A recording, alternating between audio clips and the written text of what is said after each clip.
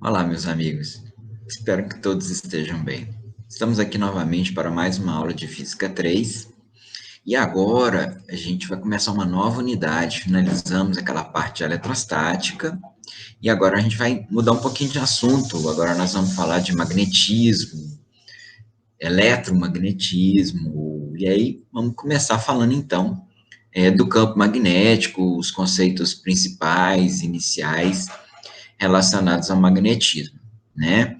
Magnetismo que tem tantas aplicações interessantes e provoca fenômenos tão bonitos e tão interessantes como, por exemplo, esse fenômeno ilustrado aqui, que é o fenômeno da aurora boreal, né? Que ocorre nas áreas próximas, nas regiões próximas aos polos, devido à interação do vento solar com a nossa magnetosfera, né? Nós vamos falar um pouquinho disso ao longo dessa aula.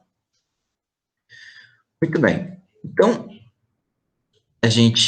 quando a gente fala em magnetismo, a gente lembra dos magnetos, né? Não do herói, do vilão, mas enfim, dos ímãs, né? Dos ímãs, que são aqueles pedacinhos de material, né?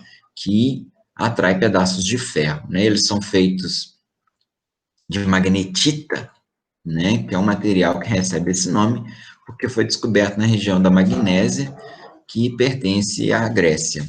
Né? Então, ele atrai pequenos pedaços de materiais ferrosos ou grandes porções de limalha de ferro, como vocês podem ver aqui, esse gigante eletroímã aqui, atraindo uma grande quantidade de limalha de ferro, que é pó, ferro em pó, né? Ferro que a gente produz aí nas oficinas mecânicas, né? Quando a gente lima uma peça ou serra, a gente sai aquele pozinho de ferro. E as aplicações são inúmeras e em todas as áreas, né? A gente tem, por exemplo, um controle de movimento de CDs, DVDs, Blu-rays. A gente tem alto-falantes, por exemplo, todo alto-falante tem um ímã, né? Você já deve ter visto isso. Em automóveis, nós temos muitas aplicações, desde ABS, nos rádios, no movimento dos vidros, no alternador, que controla o carregamento da bateria, enfim. São muitas aplicações em veículos, a maioria dos aparelhos eletrônicos também tem. Nas mais simples as campainhas, né, as campainhas mecânicas, nos computadores tem toda a tecnologia de gravação, né, de HD, de fitas magnéticas, e, por que não, até nas nossas geladeiras, seja para fechar a porta, ou seja para colocar um adesivinho nela, né, um magnético, né, os famosos ímãs de geladeiras, enfim. Então, a gente tem muitas aplicações de magnetismo e outras tantas que vocês nem conhecem, nós vamos falar bastante coisa sobre isso. Vamos lá? Bom, então, primeiramente, vamos começar falando dos ímãs, né? Os ímãs naturais, né? Aqueles que são realmente feitos de magnetita. Quando a gente fala naturais, não quer dizer necessariamente encontrados na natureza, eles também podem ser fabricados, tá? Estou usando esse termo para diferenciar dos eletroímãs, que mais à frente nós vamos falar. Bom, todo ímã, ele tem dois polos, que são as regiões onde a atração magnética é mais forte. Vejam como a concentração de limalha de ferro aqui, ó, nesse polo e nesse polo, de um lado e de outro, né? Na verdade, a atração ocorre nele todo, mas ela é mais intensa aqui nos polos, tá? Que são dois, né? Um deles é chamado de polo norte, por isso N, e o outro é chamado de polo sul, tá? Não existe um ímã de um polo só polo norte ou só polo sul, tá? Todo ímã tem os dois polos, polo norte ou polo sul, tá? Bom, por que esse nome, né? Polo norte, polo sul, né? Tem alguma coisa a ver com norte da Terra e o sul da Terra? Sim, tem tudo a ver com o norte da Terra e o sul da Terra. As pessoas observaram que se você suspender um ímã pelo seu centro, deixando ele equilibrado, e ele pode, de modo que ele possa girar livremente, né? Ele vai girar de tal forma que um dos seus polos vai ficar direcionado para o norte da Terra. E, consequentemente, o outro polo vai ficar direcionado para o sul da Terra. O polo que ficar direcionado para o norte da Terra, a gente chama de polo norte do ímã. E o polo que fica direcionado para o sul da Terra, a gente chama de polo sul do ímã. Ok? E aí, então, vocês já viram a primeira utilidade, a mais básica de um ímã, né? Que é a orientação, né? Quer dizer, se eu quero saber para onde ir, né? A gente usa uma bússola, né? Uma bússola nada mais é do que um pequeno ímã, que a gente chama de agulha magnética, aonde a gente sabe que um dos lados dela sempre aponta o norte, esse lado é marcado de forma especial na agulha, né? E o outro lado aponta para o sul. Então, utilizando essa agulha, a gente consegue caminhar aí no meio da natureza sem GPS, né? Sem tecnologia nenhuma. Claro que com o advento do GPS, isso se tornou praticamente desnecessário, né? Mas na falta de bateria no celular, por exemplo, né? Uma boa e velha bússola pode nos ajudar bem. Bom, uma propriedade importante dos polos magnéticos é que é parecida até com as cargas elétricas, mas as semelhanças terminam por aí, é que os polos opostos se atraem e os polos iguais se repelem. Então, polo sul atrai polo norte atrai polo sul. Polos diferentes, né? Polos diferentes se atraem, ok? E polos iguais se repelem. Então, sul repele sul, norte repele norte. Ok? Apesar das semelhanças com as cargas elétricas, é errado dizer polo positivo ou polo negativo, tá? Polos de um ímã são norte e sul, e a gente viu a razão do nome aí, né? Bom, então a gente vai percebendo, na verdade, que o nosso planeta, ele se comporta como um grande ímã, né? Por isso que a gente consegue se orientar sobre ele utilizando uma bússola, né? Porque um ímã atrai o outro. O polo magnético de um atrai o polo oposto do outro, certo? Como ele atrai o oposto, olha a bagunça que fizeram com essa questão dos nomes, né? A gente sabe que tem um lado da bússola que sempre aponta para o norte da Terra. Esse lado a gente chamou de polo norte do ímã, ok? Só que por que esse polo aponta para o norte? Porque ele é atraído para lá. O polo norte de uma agulha magnética, de uma bússola, é atraído para o norte. Ué, mas o que atrai um norte magnético? Um sul magnético. Tá feita a bagunça, né? Então, quer dizer que lá no norte da Terra, a gente tem um polo sul magnético. E, consequentemente, no sul da Terra, a gente tem um polo norte magnético. Então, é como se tivesse lá dentro da Terra um grande ímã com polo sul magnético no norte e um polo norte magnético no sul. Não necessariamente coincidentes, tá, gente, com o eixo da Terra. Na verdade, tem uma diferença de 8 graus entre o eixo desse ímã, né, e o eixo de rotação da Terra. Então, a diferença é pequenininha, né, 8 graus apenas. Ok? Então, mas aí, por causa daquele nome que a gente deu para o polo que apontava para o norte, a gente chamou de norte, então, na verdade, o campo da Terra seria com o polo sul magnético no norte e o polo norte magnético no sul. Ok? Isso vai gerar muita confusão ainda. Outra propriedade importante, que tem a ver com o que eu já falei. Não é possível separar os polos magnéticos, né? Todo ímã sempre tem polo norte e tem polo sul. Então, se você pega um ímã grandão e quebra esse ímã grandão, tipo, você quebrar aqui no meio, não vai ficar só o norte de um lado e só o sul do outro. Sempre vai ter um norte de um lado, sul do outro. Norte de um lado, sul do outro. E por mais que você quebre esses ímãs em novos pedaços, sempre vai dar um ímã com polo norte e um polo sul. Esses polos, eles são produzidos a nível atômico. Então, você teria que quebrar um átomo, né, para separar os polos e ainda assim, até hoje não conseguiu se fazer esse feito, ok? Então, todo ímã tem polo norte e polo sul. Beleza?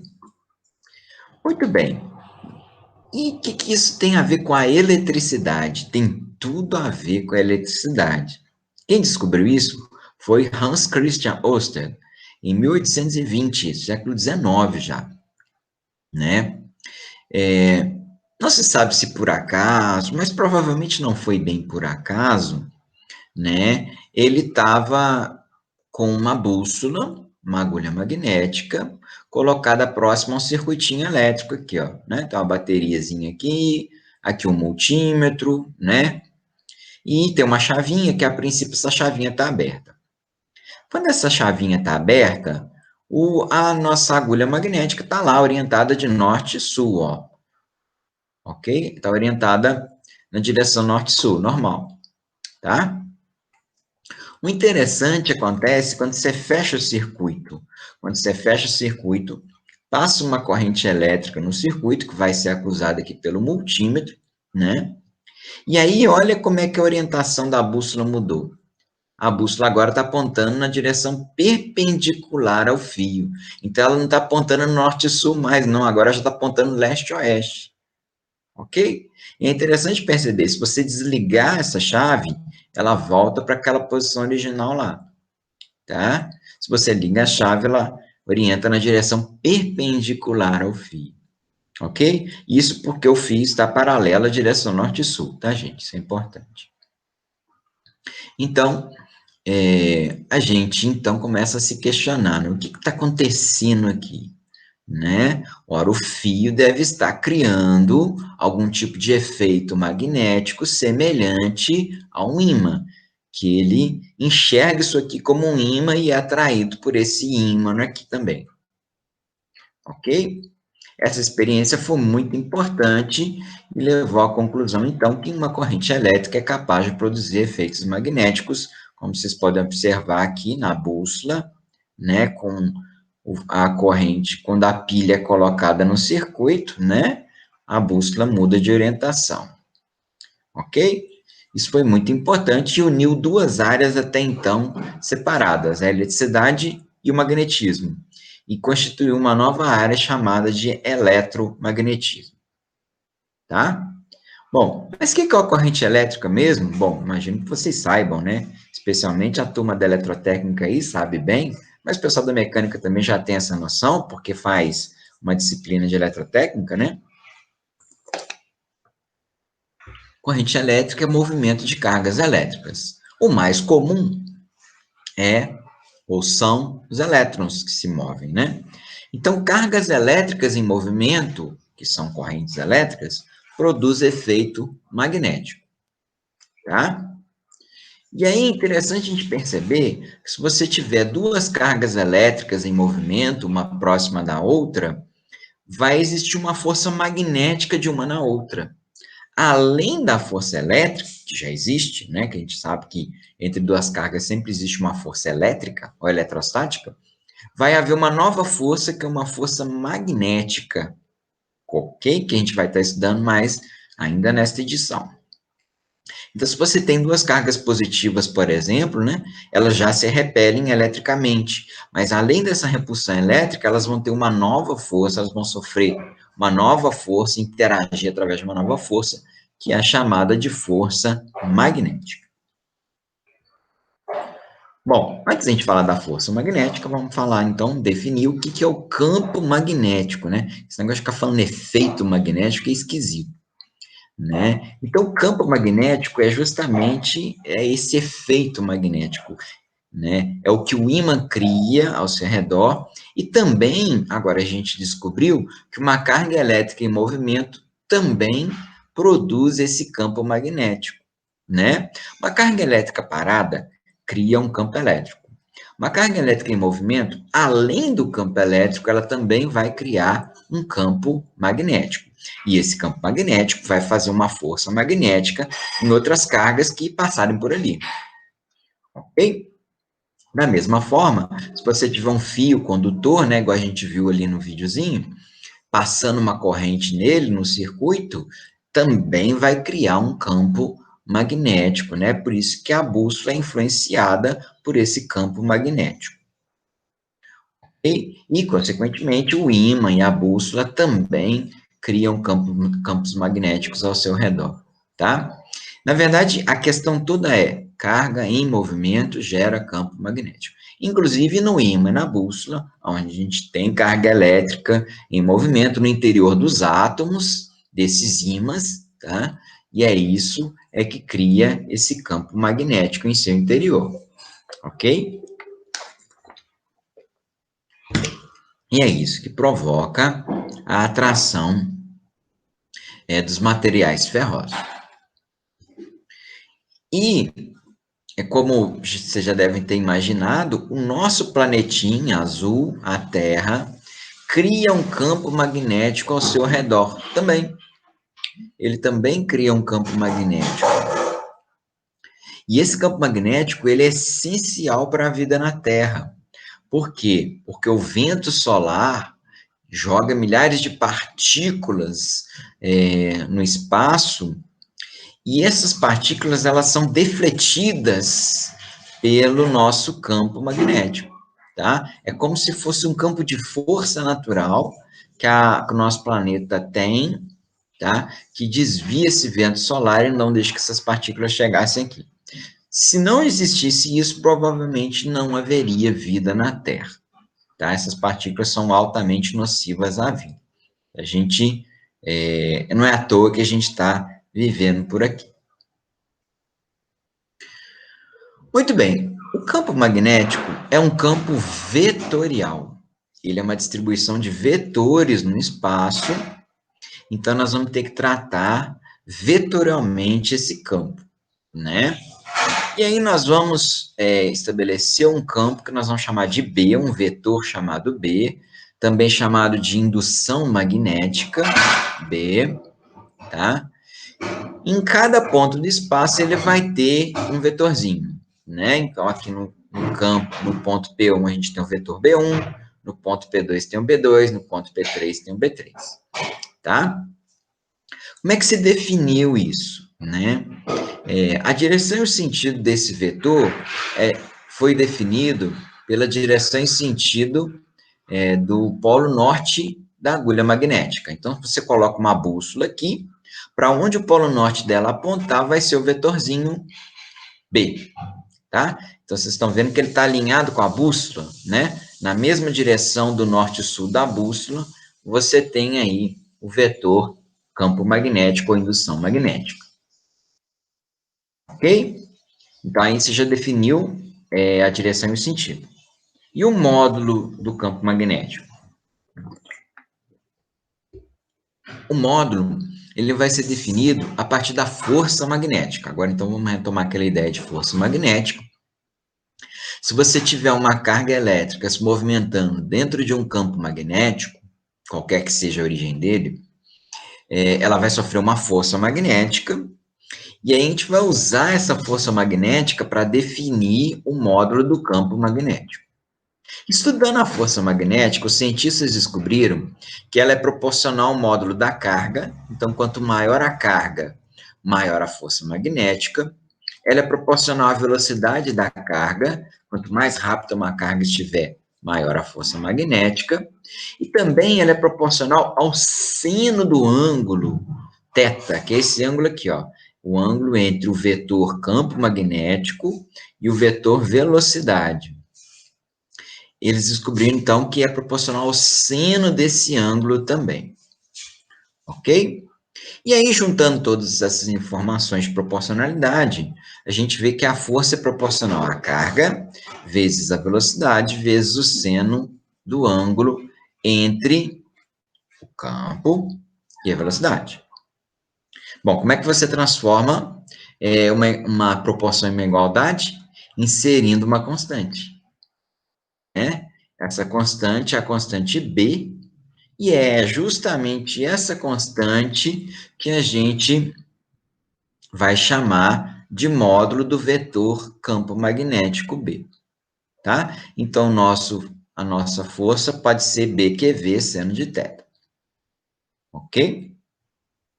Então, a gente pode definir o campo B, né? Aqui está a definição de B, pela razão entre a força e esse produto aqui, QV seno de θ.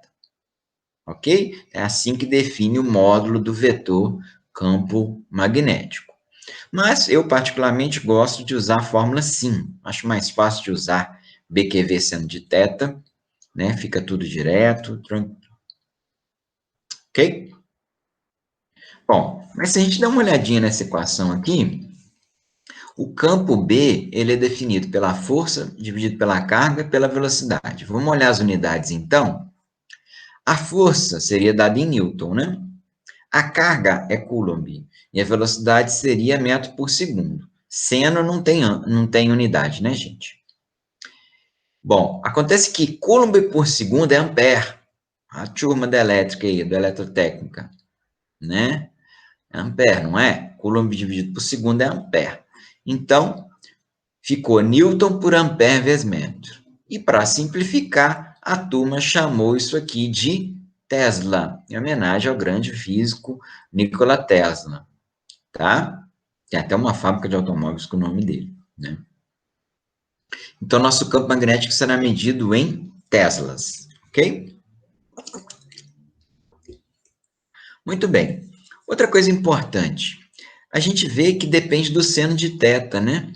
O seno de θ, ele pode variar entre -1 de 0 a 1, né? Então, ele tá... Bom, o módulo é entre 0 e 1. Então, quer dizer que essa força pode dar zero, né? A força pode dar zero se o seno de θ for zero. Quanto que o seno de θ é zero mesmo? Quando o θ é zero, né? Seno de zero é zero. Ou quando ele é 180 graus, né? Então, aqui, ó, no primeiro, na letra A aqui, ó, a gente tem o ângulo entre V e B é zero, então na mesma direção, no mesmo sentido, então a força magnética é zero. E aqui o ângulo é 180 graus, ó, entre V e B, mesma direção, porém em sentidos diferentes. Então, a força magnética também é zero. Ou seja, toda vez que a velocidade está na mesma reta, na mesma direção do vetor campo magnético, a força magnética é nula. Ok? Isso é muito importante, vai aparecer muito em exercícios aí para vocês. Toda vez que a velocidade e o campo magnético estiverem na mesma direção, na mesma reta, não necessariamente no mesmo sentido, pode ser em sentido diferente também, tá? Mas se estiver na mesma direção, a força magnética é zero. Ok? Bom, e se não estiver na mesma direção, aí eu vou ensinar para vocês agora uma regrinha prática para a gente calcular, ou melhor, determinar a direção dessa força com base nos vetores B e V. Primeira coisa que vocês têm que saber, que essa figura aqui vai mostrar, é que a força ela é perpendicular ao plano formado pelos vetores B e V. B é o campo magnético, né? E o V é a velocidade. Então, esses dois vão formar um plano e a força vai estar perpendicular a esse plano, ok? Pode ver que está formando 90 graus aqui. A força forma 90 graus tanto com V quanto com B também, tá? Porque forma 90 graus com o plano que contém os dois, B e V. Ok? Bom, e aí existem várias regras, nós vamos usar a regra do tapa, que dá para a gente a direção e sentido da força com base no B e no V. Como é que funciona isso? Vai, então, colocar a mão espalmada, observa essa figurinha aqui, tá? Você vai colocar a mão espalmada, tá? O polegar, você vai colocar no sentido do vetor velocidade, tá? E depois você vai abrir a mão com os 4 dedos ficando no sentido do campo magnético, ok? Então, polegar no sentido da velocidade, os 4 dedos no sentido do campo. A força vai sair da palma da mão se a carga for positiva. né? Então, é só você vai dar um tapa, né? Você vai ter a força magnética saindo aqui da sua palma da mão, né? Ó, a força sairia daqui se a sua carga for positiva, ok? O sinal da carga é importante. Então, se o sinal da carga for positivo, a força vai ser no sentido da ponta da caneta aqui para a gente, ok? Agora, se a carga for negativa, aí é o contrário. Aí a força sai das costas da mão, você tem que inverter. Você pode fazer da positiva, mas aí você, opa, a carga é negativa. Então, o que você faz? É só inverter o sentido. A direção é a mesma, inverte o sentido. Ok? Muito bem, para a gente colocar isso na prática, tem um exemplo aí.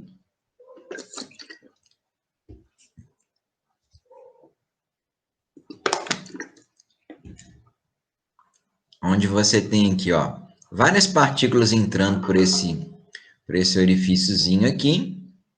E aí eles escrevem trajetórias diferentes, né? Essa aqui vem para cá, algumas vão para cima, outras vão para baixo, e tem uma que passou reto, né? Observando isso aqui, como é que eu sei quem que é positivo, quem que é negativo, quem que é neutro? Usando a regra do tapa, tá? Então, primeira coisa que eu quero chamar a atenção de vocês, que é uma novidade, tá vendo que tem vários X aqui no fundo? X, X, X, X. O que que esses X estão fazendo aqui? Esse X está indicando o sentido do campo magnético. Toda vez que a gente tiver um X, quer dizer que o vetor ele está atravessando o plano do quadro, né, ou do papel, tá certo? Então, quer dizer, se o papel está aqui, ó, o vetor está para lá, está atravessando, ele está entrando no plano do seu papel, da sua tela. Ok? Está entrando. Aí é X. Ele está perpendicular ao plano do seu papel, da sua tela, entrando nele. Aí a gente simboliza por um X, tá? E se estiver saindo, se for o contrário, tá? Se estiver saindo, estiver apontando para mim, né? É um pontinho, tá? Então, se vocês virem um pontinho, é apontando. Isso é por causa, pensando numa flecha, né? Pensa numa flecha de índio, né? Numa flecha de índio. O vetor a gente simboliza por uma seta, então pensa numa flecha. Se o índio atira uma flecha assim, ó, e ela fincar na parede, né, ela fincar no plano, você vai ver um X, que é o X das penas da flecha, né? Agora, se ela tiver disparada na sua direção, no seu sentido aqui, né, você só vai ver a pontinha da flecha antes de morrer, né? Você só vai ver a pontinha dela. Então, por isso que a pontinha saindo e xizinho é entrando. Ok? Primeira coisa que vocês têm que saber. Então, nesse caso aí da figura, ele está entrando no plano aqui, por isso que tem esses x, ok? Então, vamos lá. Agora, vamos fazer a regra da mão direita. Então, o nosso campo está entrando no plano, tá? Então, ele está entrando no meu plano aqui, ok? Estou apontando para a tela do computador. Com a velocidade lá, ó, velocidade tá para a minha direita, ok? Velocidade para a direita, o campo entrando. Então, pela regra do tapa, a força é para cima. Se a carga for positiva. Então, se a carga é positiva, a força é para cima. Ok? E carga negativa teria força para baixo. Certo? Sempre com a mão direita, hein, pessoal? Por favor. Só dá certo com a mão direita. Com a mão esquerda você vai inverter tudo. É com a mão direita, tá? Então, polegar no sentido da velocidade, os 4 dedos no sentido do campo, a força sai na palma da mão para a carga positiva e sai das costas da mão para a carga negativa. Então, as partículas 1 e 2 são positivas, né? 1 e 2 é positivo, 4 e 5 são negativas. E a 3 que passou reto? Se ela passou reto, é porque ela não sofreu desvio. Se ela não sofreu desvio, é porque ela é neutra. Partículas neutras não sofrem força magnética. só partículas eletrizadas, ok?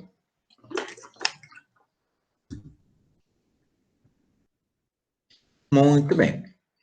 E para o campo magnético, a gente também vai ter as linhas, igual a gente tinha linhas para o campo elétrico, a gente também tem as linhas de campo magnético, muitas vezes chamadas de linhas de indução, tá? As linhas de campo elétrico era a linha de força, lembra? Aqui são linhas de indução, né? Que pode ser obtida colocando as nossas agulhas magnéticas aí, as nossas bússolas, em vários pontos do espaço, né? O vetor campo magnético é tangente às linhas em qualquer ponto, como era o campo elétrico também, né? E quando as linhas estão mais próximas, o campo é mais forte, quando as linhas estão mais fracas, ou mais distantes, o campo é mais fraco, né?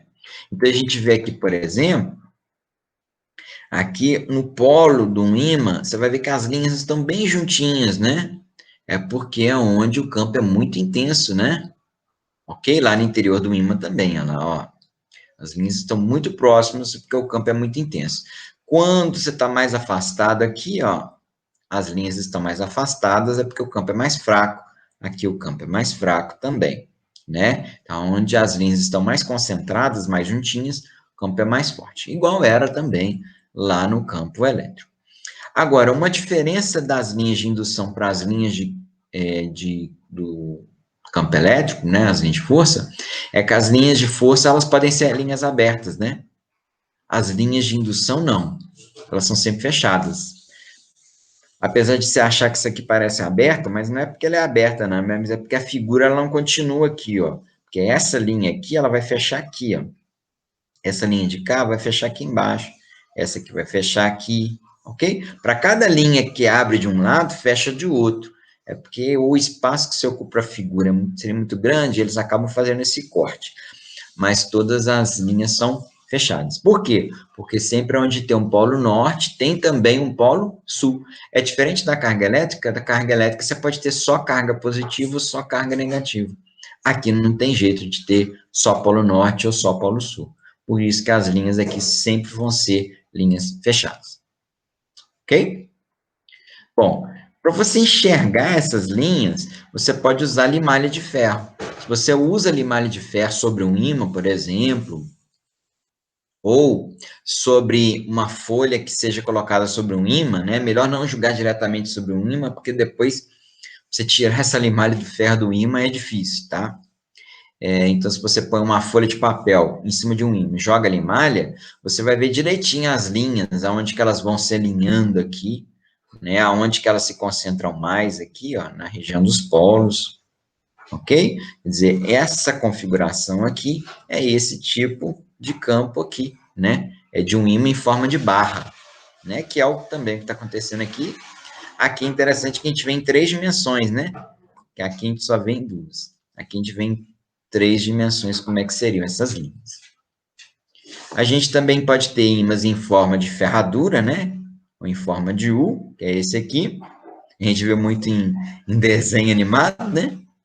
E também pode ter o ímã em forma de C, que é esse formato aqui. Esse ímã em forma de C, pode ter essa abertura, ele é interessante porque você pode ter aqui no meio, quando esse lado é paralelo a esse, você tem um campo magnético aqui praticamente uniforme aqui no meio. Então, ele é interessante para produzir campos magnéticos uniformes, ou seja, é aquele que tem a mesma direção, o mesmo sentido e o mesmo valor em todos os pontos. Ok? Por isso que ele é interessante. Beleza? Muito bem, pessoal. É basicamente isso aí que eu tenho para apresentar para vocês, né? Como introdução aí ao nosso campo magnético. Espero que vocês tenham entendido tudo. Qualquer dúvida, manda para mim. E aí, no nosso encontro, a gente tira todas as dúvidas que restarem. Grande abraço para vocês, fiquem com Deus e até a próxima.